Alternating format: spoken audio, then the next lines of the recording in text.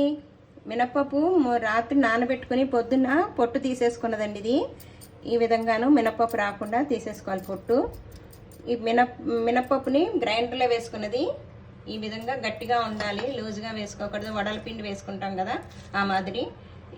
ఇంగువ, తగినంత సాల్ట్, జీలకర్ర, పచ్చిమిర్చి ఒకటే మిక్సీకి వేసుకున్న తొడమలు తీసి శుభ్రం చేసుకున్నది. ఇది ఇప్పుడేమో మిక్సీకి వేసుకోవాలండి. పొట్టు, పచ్చిమిర్చి, జీలకర్ర, ఉప్పు, ఇంగువ వేసి మిక్సీ చేసుకుని అప్పుడు తీసుకున్నాక పిండి చూసుకుని కలుపుకోవాలండి. ఇదిగోండి పొట్టు మిక్సీ జార్లో వేసుకుని ఉప్పు, ఇంగువ, పచ్చిమిర్చి పేస్ట్ వేసుకుని మిక్సీ చేసుకున్నాలి. ఇలాగా ఎక్కువ పేస్ట్ చేయకూడదు, చూసారా, చెక్క ముక్కలాగా. ఇప్పుడు మనం ఒక స్పూను మినప్పిండి వేసుకుందాం. ఇది కూడా మళ్ళీ మిక్సీకి వేసుకుందాం. ఎక్కువ వేసుకోకూడదు.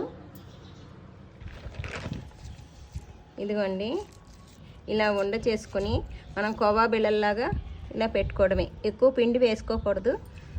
ఇది నూనెలో వేస్తే బాగా గుల్లగా ఉంటుందండి. పొట్టుపప్పు నానబెట్టుకుని గుమ్మడియాలకనే కాకుండా మనం దోశలకి, ఇడ్లీకి కూడా ఒకసారి పొట్టు మినపప్పు బాగుంటుందని నానబెట్టుకుంటాం కదా, దాంట్లో ఉన్న పొట్టు తీసుకుని మనకు సరిపడేది 2 చెంచాలు పడితే 2 చెంచాల పిండి, ఒక ఇడ్లీ పిండిలో అది మినప్పిండి చేస్తాం కదా, తీసుకుని ఇలా కలుపుకుని చేసుకోవచ్చండి.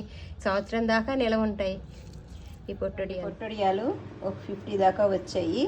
ఎండినాక ఇలా సౌండ్ 3 రోజుల్లోనే ఎండిపోతుందండి. ఎండిపోయిందండి, గలగలమంటున్నాయి కదా.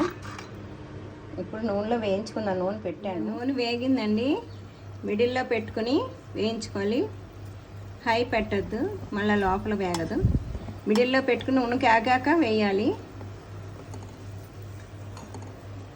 ఇలా తిరగేసుకుని 2 వైపులా వేయించుకోవాలండి. ఇది చూసారా, ఇప్పుడు బ్లాక్గా ఉంటుంది కదా, ఇది మనం వేయిండినది. ఇప్పుడు వేయించింది చూడండి, అబ్జర్వ్ చేయండి. మెరూన్ కలర్లోకి, కొంచెం స్నఫ్ కలర్లోకి వస్తుంది అనమాట. అది వేగినట్టప్పుడు ఇది వేడివేడి అన్నంలో నెయ్యి వేసుకు తింటే చాలా బాగుంటుందండి. పొట్టు పడేయకుండా. దీంట్లో చాలా విటమిన్స్ అవి ఉంటాయి. బాలింతలకు కూడా పెడతారండి కంపల్సరీగా. ఈ విధంగా ఉంటుంది చూసారా, పచ్చిది ఈ విధంగా ఉంటుంది, వేయించుకున్నాక ఈ విధంగా ఉంటుంది. ఇలా వేయించుకుని వేడివేడి అన్నంలో నెయ్యి వేసుకుని తినచ్చండి. లేకపోతే సాంబారు, పప్పులో కూడా సైడ్ డిష్ కింద తినచ్చు. లైక్ చేయండి, షేర్ చేయండి, కామెంట్ సెక్షన్లో తెలియచేయండి మీకు ఎలా వచ్చిందో. Thank you.